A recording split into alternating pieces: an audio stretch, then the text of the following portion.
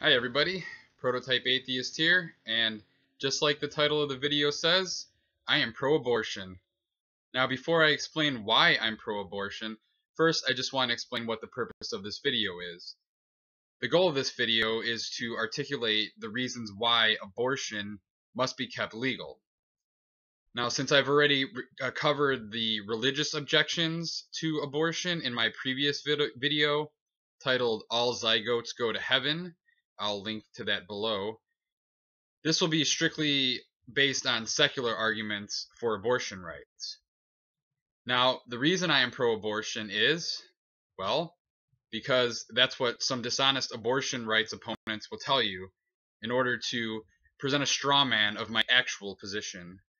And, this is just really dishonest. It's an immediate ad hominem attack on my person. It's a misrepresentation of my position, and it's just unnecessary. If you want to have an honest debate with somebody on any topic, the first rule of thumb is that you need to have a certain level of respect for the person.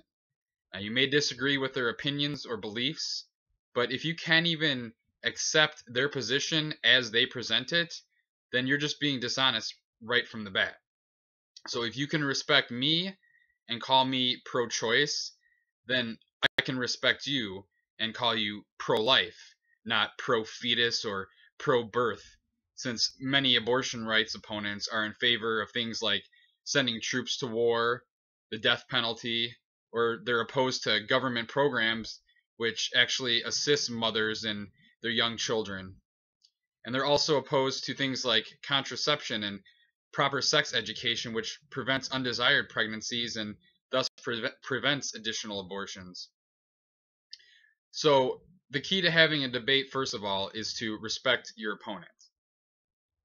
Now, I'm going to go through a few secular, non-religious reasons why abortion needs to remain legal in the United States. First, body autonomy. Now, every person has the individual right to make decisions about their own body. We even respect a person's wishes to have their body handled in a manner of their own choosing after they are deceased. So to claim that a woman cannot have control over her own body is simply unethical. The argument that the body of the fetus is not her own body is not justified in the light of legal precedent which has been set regarding fetal viability, and the courts have already determined that legal personhood does not apply to the unborn. In addition, the fetus is dependent upon the mother for survival up until the time of viability. So if a woman's life or health are endangered because of a fetus, she has the right to take whatever action necessary that's in her own best interests. Now, while this applies to legal abortion rights, one example is ectopic pregnancy. This can be very dangerous, and oftentimes the fetus is not able to be saved. So an ectopic pregnancy is when the zygote attaches to something within the woman's body other than the uterus. This can be in the fallopian tubes, for example. And basically, the point of this is that the location of a developing fetus should be irrelevant to its value if it is a human being, and that's what opponents of abortion rights often claim, is that a zygote is at that point a human being. So its value shouldn't change based on the location of the zygote. And just as an aside, one thing that I've come to learn is that Catholic hospitals will refuse to treat an ectopic pregnancy with abortion pills, even if the fetus is unviable and cannot be saved. Instead, the only treatment they offer is invasive surgery, and that includes possibly the removal of the fallopian tubes, for example, if that's where the pregnancy has occurred. And if that's the case, then you can no longer have any eggs migrating down from that ovary, and therefore, if that happens you have reduced chance of having children or possibly completely lose the ability to have children. And that's just completely wrong, in my opinion, because the end result to the fetus is the same. Now, I think that's about the last I'll mention of religion in this video, but I just wanted to make that note because of something that recently came to my attention. Now, the next argument I want to make is based upon constitutional rights and freedom. The United States is a country that is founded upon the idea of personal freedom and liberty. And the courts have ruled that a woman has the right to privacy under the Constitution, which applies to her personal beliefs and actions regarding abortion. Now, since some abortions are medically necessary or otherwise justifiable because a fetus may be unviable or it might have a catastrophic set of defects or deformities which would result in little quality of life or an existence of suffering along with massive medical treatment and the associated expenses, so abortion must be kept legal up until fetal viability. One reason that I make this argument is because some of these fetal defects are not even reliably detectable until 20 weeks gestation. So you can't really cut it off before that. You can't cut it off at 20 weeks. And in fact, they're passing laws in some states like Texas to restrict abortion at 20 weeks. And that's based upon junk science that posits that fetuses can feel pain at 20 weeks. Well, even if there is some debate among scientists regarding this, the jury's still out. So the fact that we're passing legislation on this junk science, this non-consensus, this non-accepted science is just simply wrong. We're restricting rights on a hunch or something that might be true that's not even proven yet, that's probably not likely true at all, in fact. And like I just mentioned, 20 weeks is sometimes the earliest you can detect some of these problems. So if you restrict it to 20 weeks and then a woman finds out that her fetus has one of these catastrophic anomalies, you're basically going to force that woman to have to carry that fetus to its conclusion, whatever that means. It is simply immoral and unethical to force women to carry such unviable or deformed fetuses to term and then be responsible for their care or other expenses. In addition, if we allow this exception for medically necessary or justified cases only, then that means someone other than the woman would have to decide if an abortion was necessary or not. So who's going to do this? A panel of doctors? Is it going to be the government or a judge? It's simply a ridiculous premise, especially given that most opponents of abortion rights also believe in limited government interference and they champion personal freedom. It's simply hypocritical to espouse such a position. A woman's body and life would be subject to the whims of others who could very well be unduly influenced by personal religious beliefs or other biases. There'd be no consistency by which the exemptions were applied. Now, the next thing I want to bring up, because pro-lifers bring this up consistently since it happened, and that's the Kermit Gosnell case. Now, Kermit Gosnell was performing illegal abortions past the 24-week limit. So he was eventually caught and eventually was charged and convicted and is serving time for his crimes. So that's, again, another basically straw man argument, because he was not performing legal abortions, and there's about nobody that's supporting Gosnell and what he did. He broke the law, he committed, essentially murder, and he was charged and he was convicted. So I can't understand for the life of me why this keeps getting trotted out other than as propaganda and misinformation. Now, the crazy thing about this is that Gosnell is basically what reality would become if the pro-lifers had their way and abortion was banned or severely restricted. There'd be many more back alley abortions, many more women dying, and we've seen this in the past before Roe versus Wade. And in addition, we would be filling our already overcrowded prisons with women and doctors who've been charged with murder for having to simply make a difficult personal decision, or even one that might be medically justified. It simply doesn't make any sense. Now, another argument that I've noticed that is presented frequently by pro-lifers is the biological life argument, and this is again dishonest. Because yes, while a zygote is the first step towards becoming a human being, and yes, a zygote is life or alive, but so are sperm or an ova or any other random cell in my body. This is an attempt at conferring personhood onto the biological definition of the first step in human development.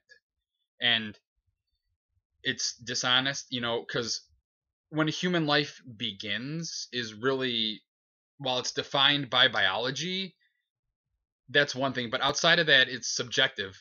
Some people may say that human life begins at conception. Others may say at implantation, when a pregnancy occurs.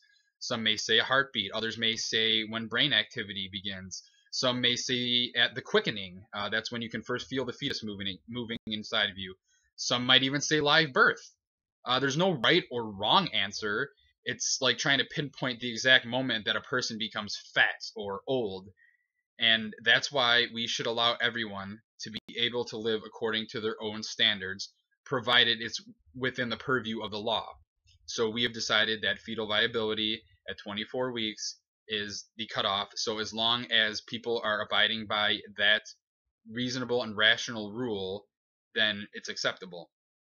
The earliest born fetus that survived was just shy of 22 weeks, and even at 24 weeks, I think fetuses have essentially a 50-50 chance at survival, and that's with intensive medical treatment. And getting back to the fetal pain thing real quick, the most scientists on that actually think that they can't feel pain until about 27 weeks. So there's no reason to restrict it any sooner than 24 weeks based on the current understanding of nervous system development in the fetus. Now,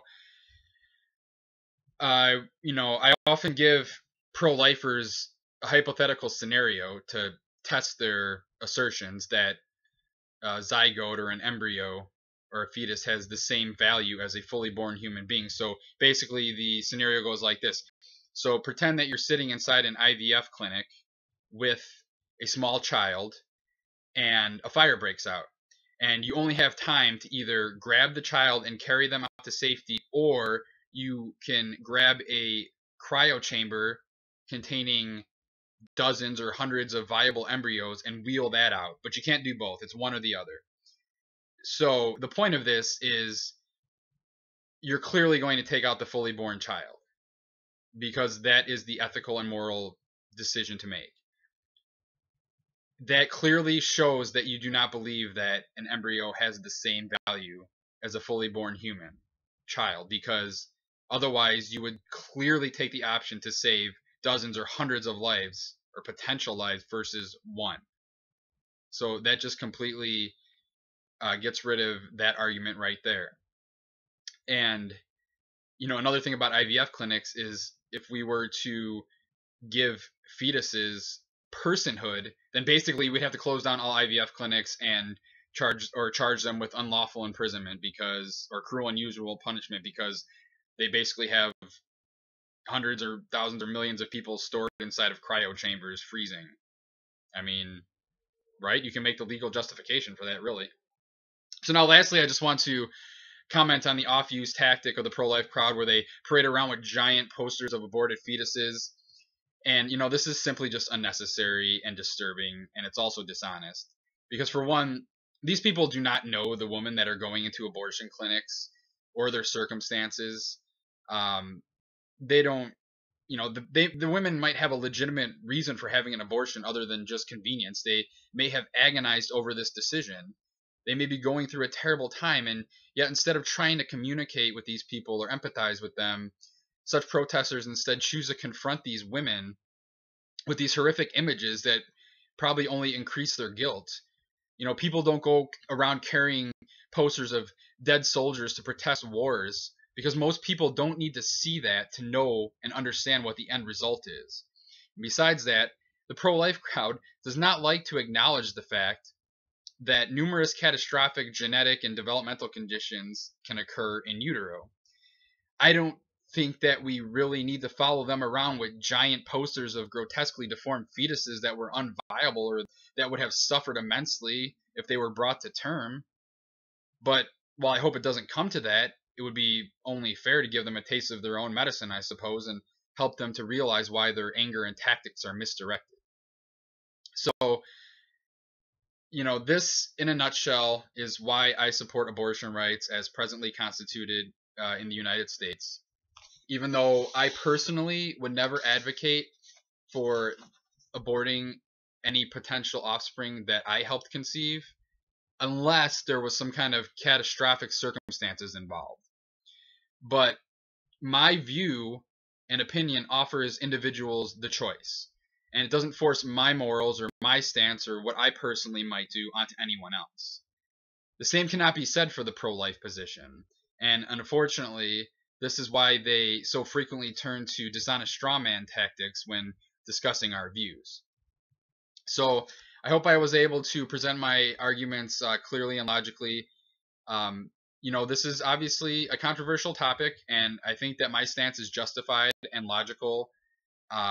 Again, I don't condone or support abortions, but I understand that my opinion should not be the moral guide for everybody. Everybody can choose their own path, and any potential consequences that may come out of that, should have to be dealt with. I certainly advocate for proper sex education. I advocate for accessibility to contraception and preventing pregnancy when you don't want it. I advocate for educating women once they are pregnant on all their options and, adoption and, everything that's available to them and all the possible risks and complications and consequences of abortion as well. I think that if a woman is informed and knows all her options and is educated, that she should be the only one to make decisions about her own body. And that pretty much is it. So, if you want to jump in and join the debate, if you have any criticisms of anything that I presented here, or if you agree with me, go ahead and please comment below and share this video with anyone who you think could benefit from hearing this information, whether they be pro-life or pro-choice. I am Prototype Atheist. If you like this video, please give it a thumbs up, share with anyone else you think would be interested, and subscribe to my channel for future updates. You can also find me on Facebook at facebook.com/prototypeatheist and on Twitter at protoatheist.